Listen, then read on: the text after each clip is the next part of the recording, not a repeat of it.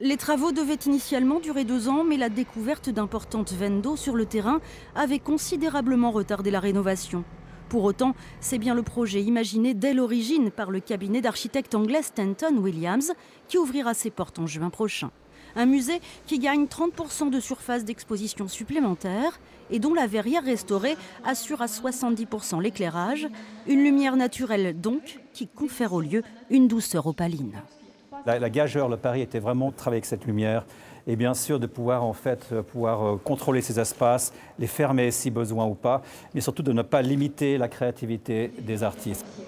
Ce n'est ni le même musée ni tout à fait un autre que les Nantais redécouvriront dans quelques mois. Si de nouveaux espaces, comme cet auditorium, ont été conçus en sous-sol, tout a été fait pour conserver, sublimer aussi le bâti ancien et jouer avec les atouts de la structure. Un des partis pris du musée, c'est d'en faire un lieu où dialoguent le passé et le présent.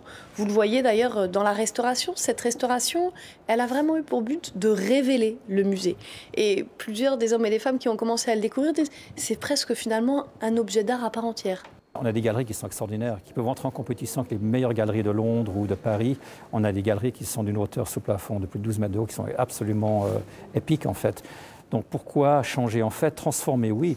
Mais pour nous, transformation et continuité est très intéressante. Pour nous, l'architecture contemporaine est une architecture de continuité et de transformation, pas forcément de révolution. 88,5 millions d'euros, c'est ce qu'aura coûté au final cet écrin tout en clarté et en transparence qui devrait faire la part belle aux œuvres d'art contemporain.